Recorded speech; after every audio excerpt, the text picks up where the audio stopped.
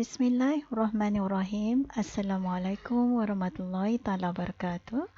Hi class, welcome back to SIC1004.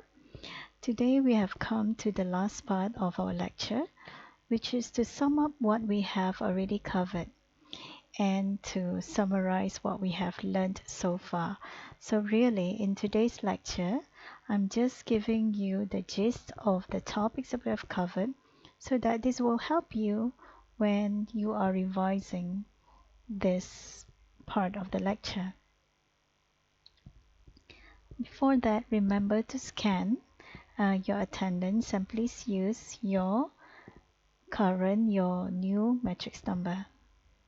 Alright, we started out our lecture by introducing the three aspects of thermodynamics, which is the system that's involved, and what is the surrounding, and what's the boundary of this,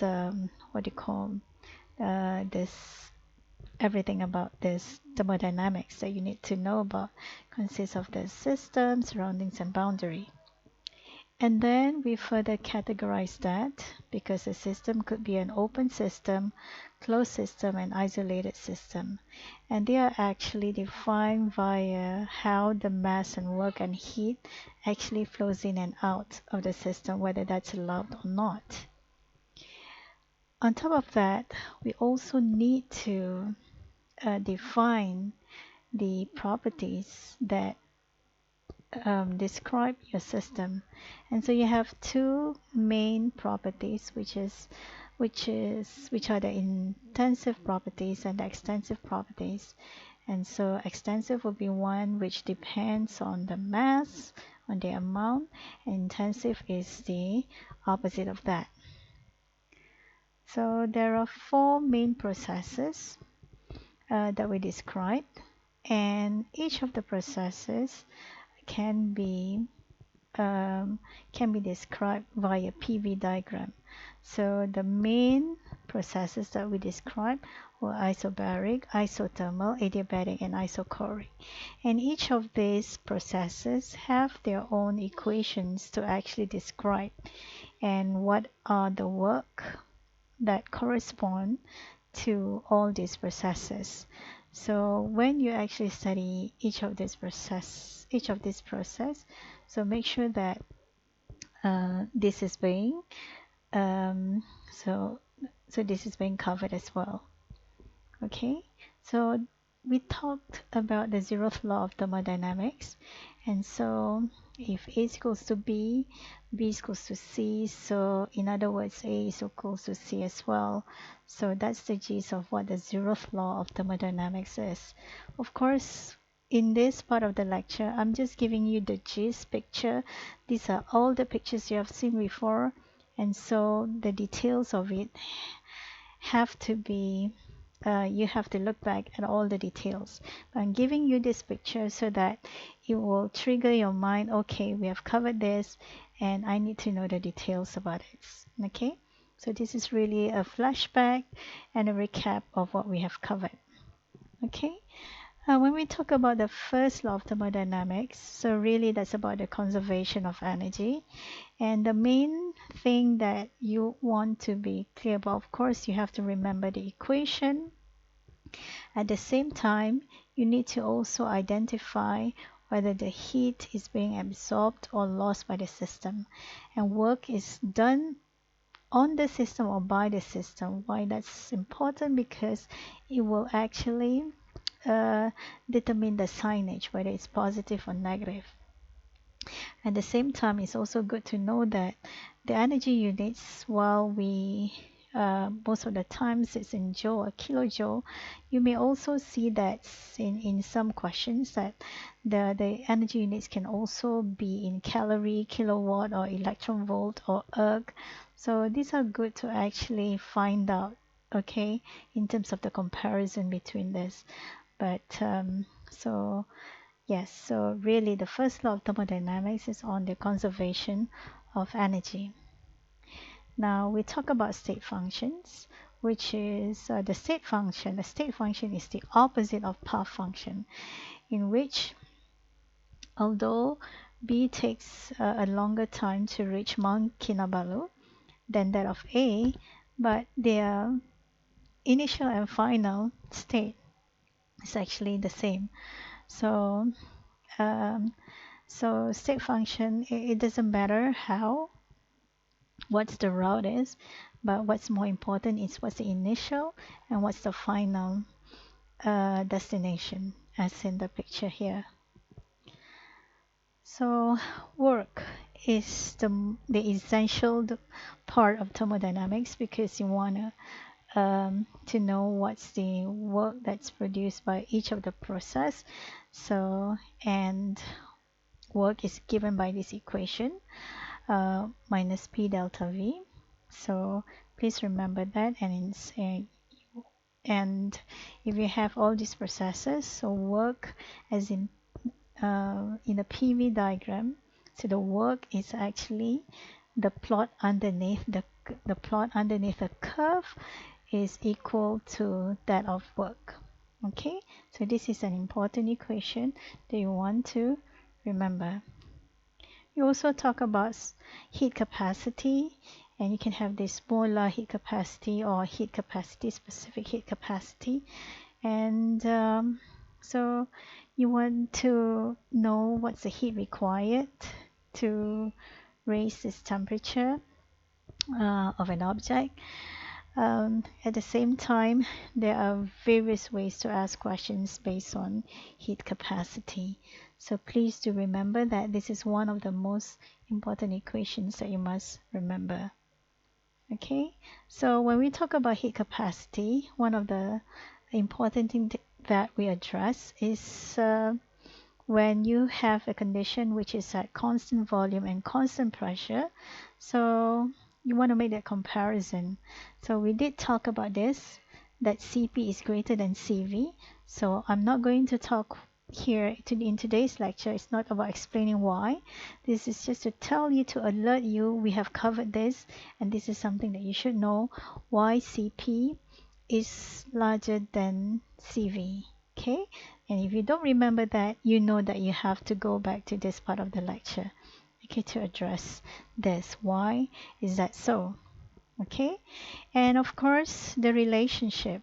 And this relationship, it's not complicated. You just have to work through this equation from the ideal gas law, and what you find that, okay, even mathematically, it's proven that Cp is larger than Cv, but in terms of the explanation in addressing this first law of thermodynamics, you can also explain why Cp is larger than Cv.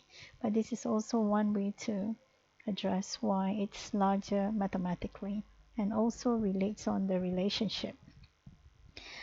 We talk about enthalpy, which is in the case of being at normal atmospheric pressure, which is usually constant, this delta H is actually equivalent to heat. And why is that so? So you can look at how that is being derived. Okay, and it is a state function. So it's what's important is, so if you have a balance equation here, the delta H for this reaction is equals to that of the delta H of the products minus that of the reactants. So really, what's important is, as in a state function, what's the final state, what's the initial state. Okay, and there is also a relationship between enthalpy and the internal energy, and you will find that in this part of the lecture. Okay, so once you have done that, okay, then the next question is that, okay, there is a relationship. So when is delta H equals to delta U?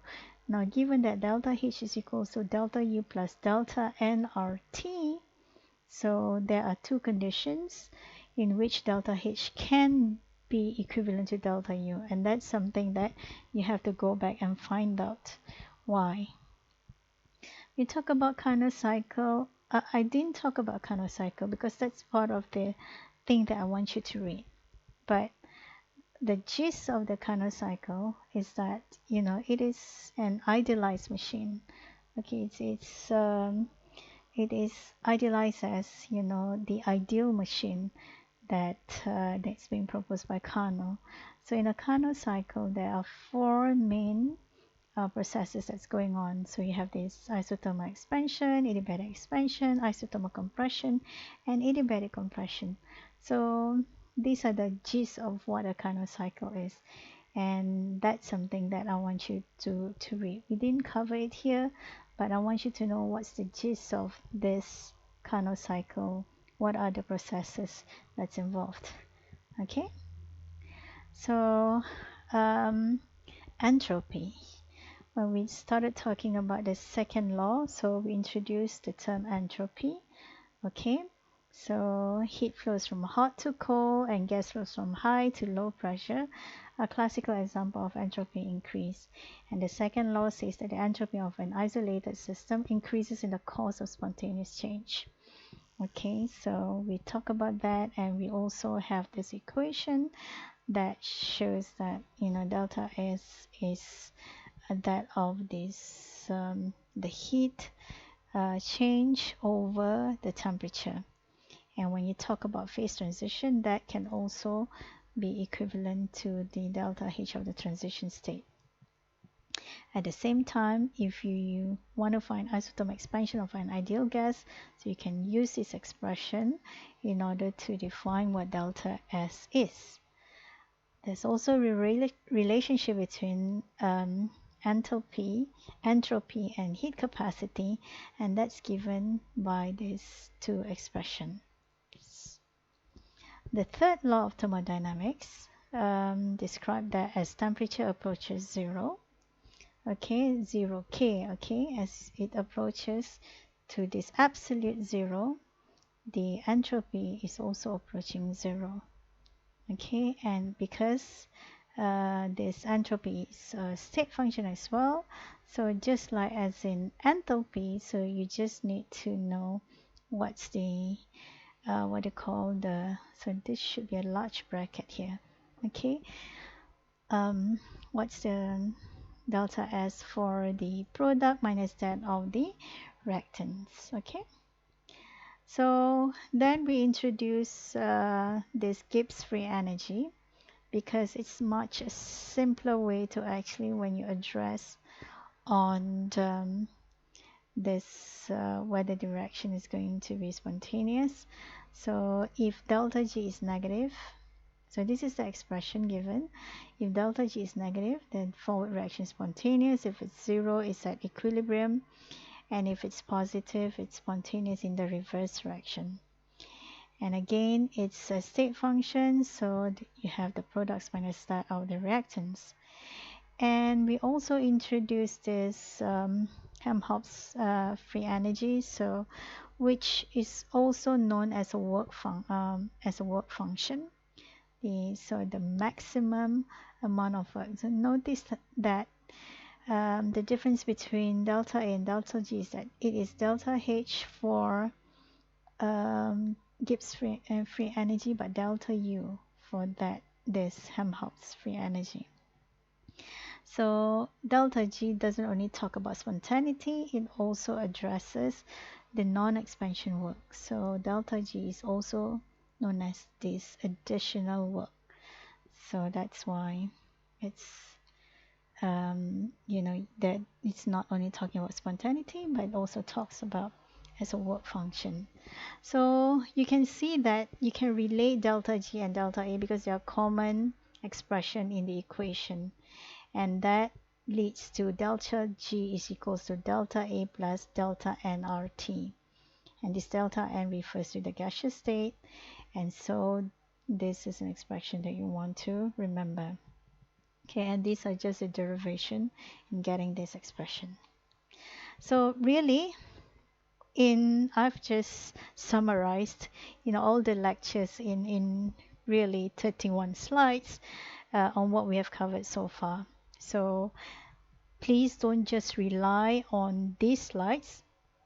You have to go back to the the core slide, so actually know the details of what I have selected. So I've only selected the main slide, but you have to really dig up to understand the details. So if you take this, like for example, and go back to when we first talked about delta G and delta A, so then you will find that, okay, now I understand why this is so.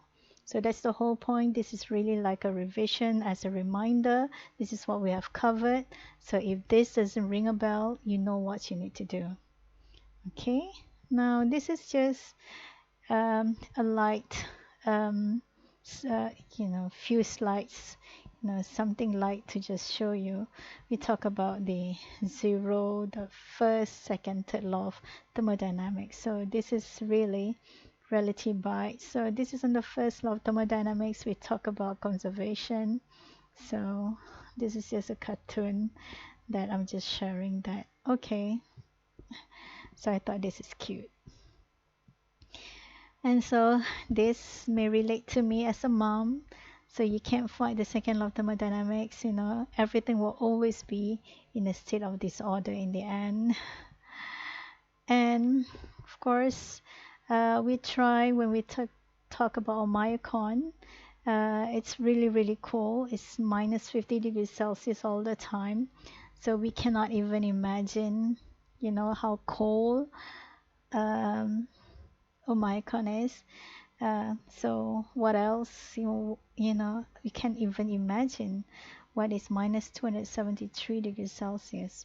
So if you remember, if you have watched Titanic, you remember that Jack died because he was frozen in the sea because it's really too cold for his body to handle.